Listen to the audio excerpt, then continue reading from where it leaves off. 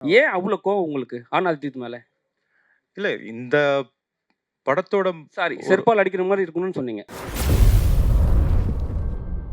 இது குறிப்பா இது பெண்ணிய படமே இல்ல ஆக்சுவலா. இது வந்து நான் ஒரு ஆணா இருக்கிறதுனால குறிப்பா. இது பெண்ணிய படம் இல்ல.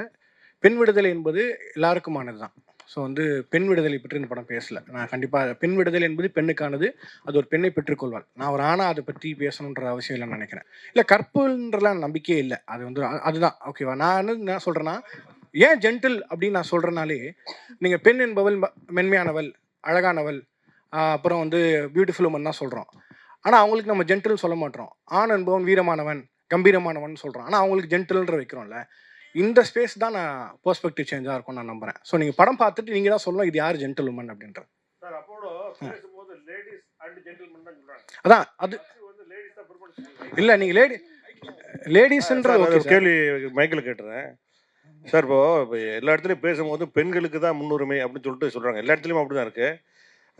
மகளிருக்கு தான் இலவச பஸ் பாஸ்லாம் கொடுத்துருக்காங்க. அப்புறம் லேடிஸ் அண்ட் ஜென்டில்மேன் அப்படின்னு தான் சொல்கிறாங்க. அப்புறம் சார் லியோ சார் பேசும்போது கூட சொன்னார், இது பெண்ணியத்தை பற்றிய படம் தான், பெண்ணியத்தை பற்றி என்னென்னமோ பேசுகிறாங்க, ஆனால் பெண்ணுங்களுக்கு சரியான விடுதலை இன்னும் கிடைக்கல அப்படின்னு மாதிரி சொல்கிறாங்க. நீங்கள் வந்து பெண்ணியல் பற்றி பேசலை அப்படின்னு சொல்லிட்டு சொல்கிறீங்க. இப்போ என்ன கன்ஃபியூஷன் சார் இந்த படத்தில்? இல்ல கதாசிரியரா நான் தான் அந்த கதை என்னன்றது சொல்ல முடியும்ல ஆஸ் அ டேரக்டரா. அது ஒரு பெர்ஸ்பெக்டிவா கூட இருக்கலாம். மேபி ஒருத்தருக்கு பார்வை மாறும்னா அவர் வேற அதான். பட் ஆஸ் அ டேரக்டரா நான் இந்த படத்தை வந்து என்னவா பார்க்குறேன்னு ஒன்று இருக்குல்ல, அதுதான் நான் என்னோட பெர்ஸ்பெக்டிவ் சொல்கிறேன். இப்போ அவர் சார் கேட்ட மாதிரி யார் ஜென்டில்னாரு, இப்போ அவர் ஒரு பாயிண்ட் ஆஃப் வியூவில் அந்த பாயிண்ட் ஆஃப் வியூ தான் அந்த படத்தோட ஒரு வித்தியாசமாக இருக்கும்னு நினைக்கிறேன். நம்ம படம் பார்த்த பிறகு கண்டிப்பாக நம்ம எல்லாருக்கும் இதை பற்றி இன்னும் பயங்கரமாக டிஸ்கஸ் பண்ணுவோம். இந்த கதையின் நாயகன் அப்படியா? அப்படிலாம் காட்டல சார். நீங்கள் அதாவது உன் ஃப்ரெண்டா? கதையின் நாயகன் வந்து வேறு ஒரு வடிவத்தில் வேறு ஒரு நிறத்தில் இருக்காரு. நாயகிகள் 2 பேருமே சிவந்த நிறத்திலும் சார் ஆக்சுவலாக சூப்பர் சார். இது ஆக்சுவலாக வந்து எனக்கு நான் வந்து 3 நாளுக்கு முன்னாடி அரியை கூப்பிட்டேன்னு சொன்னேன்ல. ஏன்னா நான் முதல்ல இந்த கதையை பண்ணும்போது நான் வந்து அரிக்கு சொல்லியிருக்கேன். நான் பண்ணேன் ஒரு நைட்டு. என்னன்னா இந்த மாநிலத்தில் இருக்கிற ஒருத்தரை நம்ம வந்து கேஷ் பண்ணக்கூடாது அப்படின்றது நான் ரொம்ப கான்ஷியஸாக இருந்தேன். அன்ஃபார்ச்சுனேட்லி நான் ட்ரை பண்ண ஆக்டர்ஸ் இருக்காங்களே, அவங்க யாருமே வந்து நான் எதிர்பார்க்கக்கூடிய ஒரு பெர்ஸ்பெக்டிவோ ஒரு ஷேப் அவங்ககிட்ட வரல. அப்புறம் எனக்கு ஒரு நாள் தோணுச்சு, நானே அப்படி முதல்ல நினைக்கணும், நிறத்துக்கு என்ன சம்மந்தம் இருக்குது அப்படின்றதுனால அப்படி நம்ம நினைக்கக்கூடாது, கதை ஒரு கதாபாத்திரம்னு வச்சு அப்படின்றதுனால தான் நான் திருப்பி இதுக்கு போனேன். ஸோ இப்போ ஒரு கேள்வி வருது, இந்த கேள்வி எழுதும்போது எனக்குமே எடுக்கும்போது இருந்துச்சு, அப்படி நினைக்க வேண்டாம் அப்படின்னு நினச்சி தான் நான் வந்து இப்படி போயிட்டேன் சார். ஸோ நான் கலர் நான் பார்க்கல. லிஜோ மேடம், ஹரி வந்து எல்லா படத்துலையும் நல்லவராக நடிச்சிருக்காரு. இந்த படத்தில் வந்து உங்களை கேரக்டர் வந்து கத்தி வருது, குக்கர் வருது, நீங்கள் என்ன பண்ணீங்க? கிரைம் சப்ஜெக்டாக என்னது இது? ஹரி எந்த படத்தில் நல்லவனா நடிச்சாரு? பெரும்பாலான படத்தில் நல்லா. இது வந்து கிரைம் சப்ஜெக்டா? அவரை நீங்கள் என்ன பண்ணீங்க? நான் அவரை எதுவுமே பண்ணல. இல்லை, இது ஒரு க்ரைம் சப்ஜெக்ட் எல்லாம் இல்லை. நான் இங்கே எல்லாரும் முன்னாடியே பேசின மாதிரி நிறைய விஷயங்கள்ல நிறைய பேரோட பெர்ஸ்பெக்டிவ்ஸை சேஞ்ச் பண்ணுற மாதிரி ஒரு படம். பட் இது த்ரில்லர் சப்ஜெக்டே இல்லை. நீங்கள் படம் பார்த்துட்டு நீங்கள் சொல்லுங்கள் இது என்ன ஜானரில் வேற படம். டைரக்டர் சார், இன்னொரு கேள்வி. அதாவது பெரும்பாலும் படங்கள் வந்து தமிழ் படங்கள் வந்து வெளிநாட்டு படங்களை தழுவித்தான் எடுக்கிறாங்க அப்படிங்கிற ஒரு குற்றச்சாட்டு இருக்குது. இது வந்து பார்த்தீங்கன்னா ஒரு மென்மையான ஒரு சோகம் இதில் படர்ந்திருக்க மாதிரி தெரியுது இந்த படத்தில். ஆனால் இதே நேரத்தில் 2 விமன் இந்த சோஃபியா லோரன் நடித்த படம் ஒன்று முன்ன வந்தது. 2 விமன் சோஃபியா லாரன் நடித்த படம். Sophia Loren, okay. அது வந்து 2 பெண்களை பற்றியது தான், அம்மா மகளை பற்றியது தான். அந்த இதை தழுவி கதையை காப்பியா அப்படின்னு கேட்குறீங்களா? காப்பியான்னு கேட்கல, தழுவல் இன்ஸ்பிரேஷன்றது உருட்டு தானே. இன்ஸ்பிரேஷன் அந்த இதை வச்சுட்டு வரலாம்ல. இது ஒரு பெண்ணு, அது ஒரு பெண்ணு. இல்லை ஆக்சுவலாக எனக்கு நீங்கள் சோஃபியா ஆரணுன்னே நானும் லைட்டாக அப்படியே அப்படி யாருன்ற மூஞ்சி ஞாபகமே வரல எனக்கு அந்த அளவுக்கு தான். ஸோ அப்படி எதுவுமே இல்லை கண்டிப்பாக. இது சார் ஆக்சுவலாக அது ரொம்ப ரொம்ப ஈஸியான காமனான கதை தான் சார். ரொம்ப பயங்கரமான யோசிக்கல, ரொம்ப பழைய கதை தான். மேபி அது வந்து ப்ரெசென்ட் பண்ண பிளேட்டு தான் டிஃப்ரெண்ட்டாக இருக்கும். நமக்கு ரொம்ப பரிச்சயமானது தான் அந்த படமே. நான் வந்து நம்புறேன்னா சார், பணக்காரன் ஏழை எல்லாரும் வந்து யாராக இருந்தாலும் 90 விழுக்காடு அதிகமான நேரம் வந்து நம்ம வீட்டில் தான் சார் செலவிடுறோம். எல்லாருக்கும் வீடுன்னு ஒன்று இருக்குது, குடும்பம்னு ஒன்று இருக்குது. அந்த குடும்பத்தில் இருக்கிற விஷயங்களை வச்சு தான் நான் ஒரு கதையாக நான் செட் பண்ணியிருக்கேன். ஸோ அது வந்து ஒரு ரியல் லைஃப் கனெக்ஷன் தான் இருக்குமே தவிர படம் தழுவலாம் இல்லை சார். என் வாழ்க்கையிலும் தழுவல் இல்லை, அதுவும் சொல்லிடுறேன். ஜோஷுவா இங்கே சொல்லுங்கள். முதல்ல வாழ்த்துக்கள். நன்றி நன்றி. ஒரு நல்ல படத்தை அழகாக எடுத்திருக்கீங்க. அதே மாதிரி காஸ்ட்டுமே நல்ல பிரமாதமான ஆர்டிஸ்ட் செலக்ட் பண்ணியிருக்கீங்க. இந்த கண்டென்ட்டை ஃபஸ்ட்டு படம்னாலே ஒரு பயம் இருக்கும், ஒரு நல்ல ஒரு கமர்ஷியல் படமாக பண்ணலாமேன்னு. இந்த மாதிரி ஒரு பொய்ட்ரிக்கான படம் பண்ணணுங்கிற இன்டென்ஷன் எப்படி வந்தது? இல்லை முதல்ல நீங்கள் எழுதின கதையா ஃபஸ்ட்டு இதான் பண்ணுவேன் அப்படிங்கிற மாதிரி? இல்லை, இது கமர்ஷியல் படம் தான். தியேட்டருக்கு வர எல்லா படமும் கமர்ஷியல் படம் தான்.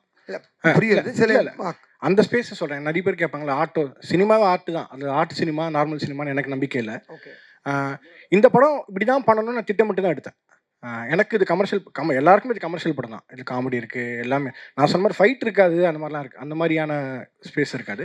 பட் நம்ம யதார்த்தமாக நம்ம பார்த்த இருக்கக்கூடிய ஸ்பேஸ் கமர்ஷியல் படம் தான். அது நான் சொன்ன மாதிரி தியேட்டருக்கு வர எல்லா படம் கமர்ஷியல் படம் என்னோட புரிதல் இருக்குல்ல, அதை நான் புரிஞ்சுக்கிட்டு தான். ஏன்னா நீங்கள் வந்து தியேட்டருக்கு வரும்போது ஒரு இன்வெஸ்ட்மெண்ட் இருக்குது உங்ககிட்ட இருந்து.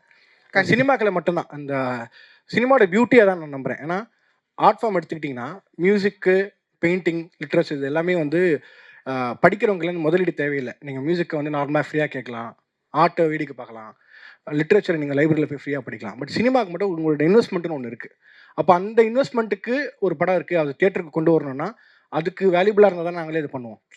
ஸோ அதனால தான் அது கண்டிப்பாக அது கமர்ஷியல் படம். Congrats sir. Thank you so much sir. Co director sir. Sir co director. Co டைரக்டரா? யார் அது? ப்ளூ ஷர்ட் அவர். கோ டைரக்டர்லாம் இல்லையே. யார் கோ டைரக்டர்? Co-producer. கோ ப்ரொடியூசரா? பிஆர்ஓ சொன்னதுனால கேட்குறேன். அவர் கொடுங்க சார். கோ ப்ரொடியூசர் சொல்லுங்க. என்னன்னா நீங்கள் ஸ்டேஜில் பேசும்போது சொன்னீங்க ஆணாதிக்கத்தை பேசுகிறவங்களெல்லாம் செருப்பால் அடிக்கணும்னு சொன்னீங்க. செருப்பில் அடிக்கணும்னு இல்லை சொல்லி இல்லை, நீங்கள் சொன்னீங்க ஸ்டேஜில், அது எல்லாருமே வீடியோ கூட இருக்கும் சொன்னீங்க.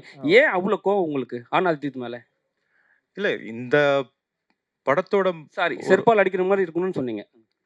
செருப்பால் அடிச்சா மாதிரி வசனம் எழுதியிருக்காரு யுகபாரதியாரன். அப்படி ஏன் அப்படின்னா, ஒரு ஒரு இந்த இந்த சமுதாய கட்டமைப்பில் ஆண் பெண் அந்த 2 பேர் சேர்ந்து ஒரு ஒரு நேர்கோட்டில் போகும்போது தான் அந்த சமுதாயம் சரியான பாதையிலையும் இயங்க முடியும். அது இப்போ இல்லை, எப்போத்துலையுமே அப்படி தான். ஆனால் நமக்கு அதை வந்து ஈஸியாக நம்ம இக்னோர் பண்ணிட்டு போய்ட்றோன்றது தான் என்னோட ஒரு ஒரு கவலையாக இருக்குது. ஈஸியாக இக்னோர் பண்ணுறோம் அப்படின்னா, இப்போது என்ன சொல்கிறது, அண்ணன் ஞானவேல் ராஜா சொன்ன மாதிரி நான் அந்த பொண்ணு ஈக்குவலாக தான் ட்ரீட் பண்ணுறேன். எங்கள் வீட்டில் என் பொண்ணுக்கு சுதந்திரம் கொடுத்துருக்கேன், என் ஒய்ஃப் ஃப்ரீயாக போயிட்டு வரலாம். இது என்ன கொடுக்கறதுக்கு நீ யார்? இதுவே வந்து ஒரு ஆணாதிக்க சாதி மனப்பான்மை தான் சொல்ல வரேன் நான். சாதி பேசுகிறோம், மதம் பேசுகிறோம், எல்லாமே பேசுகிறோம்.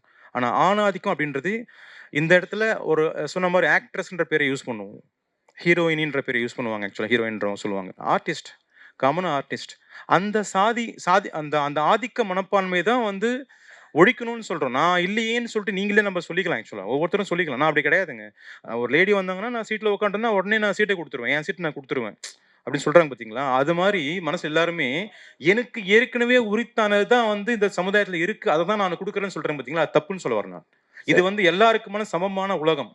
அந்த உலகத்தில் irrespective ஆஃப் ரிலீஜன், மதம், இனம், சாதி எல்லாத்தையும் சார்ந்து இருக்கிற அந்த சமுதாயத்தில் எல்லாருமே பெண்ணை வந்து ஆணுக்கு கீழே தான் இன்னும் பார்க்குறாங்க, பலவீனமாக பார்க்குறாங்க. சார், இப்போ தமிழ்நாட்டில் இருந்து எல்லா நாட்டிலையும் சரி பெண்ணை வந்து கீழே தான் பார்க்குறாங்கன்னு சொல்கிறீங்க. ஆனால் நம்ம ஒரு விஷயம், இப்போ நம்ம மேரேஜ் ஆகிட்ட பிறகு ஃபஸ்ட்டு என்ன போடுறோம்? இவரோட மனைவியின் பெயரால். இப்போ என் பேர் வந்து மோகன்ராஜ். இப்போ நம்ம எழுதும் போது ஐயா, நான் சமுதாயத்தில் நீங்க ஒரு ஃபார்மாலிட்டிக்கு போறத நான் சொல்ல வரல. நல்லா சார், இது கேட்டுக்கோங்க. ஃபார்மாலிட்டி கிடையாது சார். இது ஃபார்மாலிட்டி கிடையாது. இது சரிங்களா? பெண்ணை வந்து நம்ம முன்னிலைப்படுத்திக்கிறோம். நம்ம இப்போ கூட நம்ம பண்ணிட்டு தான் இருக்கோம். ஆனால் சில விஷயத்தில் சில தவறு நடக்க தான் செய்யுது. அதை வந்து நீங்கள் வந்து ஃபார்மாலிட்டி சொல்லவே கூடாதுல்ல சார்? இல்லை, என்னோட பாயிண்ட் ஆஃப் சொல்கிறேன் நான். என்னோட பார்வையில் இப்போ நீங்கள் ஒரு பத்திரிக்கையில் போடுறீங்க, ஒரு இன்விடேஷன் போடுறீங்க. ஃபார் எக்ஸாம்பிள் அண்ணன் சொன்ன மாதிரி லேடிஸ் அண்ட் ஜென்டில்மேன் சொல்கிறேன். இது வந்து வழக்கம், ஸ்டீரியோ டைப். இது அதை தான் வந்து இயக்குனர் ஜோஷோ வந்து அதை அழகாக உடைச்சிருக்காரு, சூப்பராக உடைச்சிருக்காரு. அது வந்து அருமையான வரிகளும் அங்கே சேர்ந்து இருக்கு. ஓகேங்களா? நீங்கள் படம் பார்க்கும்போது தெரியும் உங்களுக்கு. ஆக்சுவலி இப்போ நம்ம சொன்னது என்னன்னா, அந்த கோர் தீம் என்ன சொல்ல வரோம் அப்படின்னா, ஒரு ஆம்பளை என்ன வேணா பண்ணலாம், ஒரு ஆம்பளை என்ன வேணா பண்ணிட்டு அதை சாதிக்கலாம், அதை வந்து நல்லதுன்னு சொல்லலாம், இல்லை அதை வந்து ஜஸ்டிஃபை பண்ணலாம். ஓகேங்களா? அதை ஏற்றுக்கிற சமுதாயம் தான் நம்ம இருக்கோம், அதுதான் இருக்கணுன்றதான் சொல்ல வராங்க ஆக்சுவலாக. ஸோ அதை நீங்கள் படம் பார்க்கும்போது உங்களுக்கு முழுசாக புரியும். டேரக்டர் சார்ட்ட கொடுங்க. டேரக்டர் சார், நீங்கள் படத்தில் வந்து நீங்கள் சொல்லியிருக்கீங்க, அந்த சாங்ஸ் ஒன்று காட்டியிருக்கீங்க, கண்ணாடியை உடைச்சிட்டு அந்த பெண் வந்து பொட்டு தாலி எல்லாம் எடுக்கிறாங்கன்ட்டு. ஆனால் தமிழ்நாட்டில் பொறுத்த வரைக்கும் நம்ம தாலிக்கு பெரிய முக்கியத்துவம் கொடுப்போம். சரிங்களா? பெண்கள்னாவே தாலி, குடும்பத்து பெண்கள்னாவே அந்த விஷயத்த வந்து மறுக்கவே மாட்டாங்க யாருமே. சரிங்களா? நீங்கள் வந்து ஒரு விஷயத்தை உடச்சிருக்கீங்க. இது தமிழ்நாட்டில் எந்த விதம் சாத்தியம்? இல்லைண்ணா ஆக்சுவலாக வந்து நீங்கள் சொல்கிறீங்களே தமிழ்நாட்டில் அப்படி அது வந்து நம்ம எல்லா மக்களோட கருத்தாக நான் சொல்ல முடியாதுல்ல. என்னோட கற்பனையாக நான் அதுக்கு ஒரு கதை வச்சுருக்கேன். படத்தில் வரும்போது அது ஒரு கோர்வையாக வரும்போது உங்களுக்கு புரிஞ்சிடும்.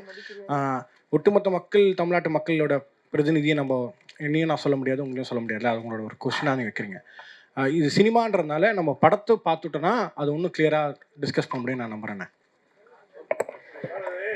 இவ்விழாவிற்கு வந்திருந்து சிறப்பித்த அனைவருக்கும் அன்பும் நன்றியும். Thank you so much. பொதுவாக வந்து எல்லா படமே வந்து நல்லா இருக்கு ஒரு படம் அப்படின்றது வந்து ஊடகத்து மூலியமா பத்திரிகை மூலியமா தான் நம்ம தெரிஞ்சுப்போம். அப்படி இருக்க சூழலில் நான் அந்த மாதிரி இதெல்லாம் நல்ல படம் தேடி பார்த்து படித்ததெல்லாம் ஊடகத்தின் மூலியமா தான். இன்றைக்கி நான் ஒரு இயக்குனராக வந்திருக்கேன். கண்டிப்பாக என் படத்தையும் அது மாதிரி மக்கள்கிட்ட போய் கொண்டு சேர்க்கும்போது இன்னொருத்தரும் வருவதற்கான சூழல் உருவாகும். அதை பத்திரிகை நண்பர்கள் ஊடக நண்பர்கள் செய்யணும்னு ரொம்ப தாழ்மையுடன் கேட்டுக்கொள்கிறேன். நன்றி.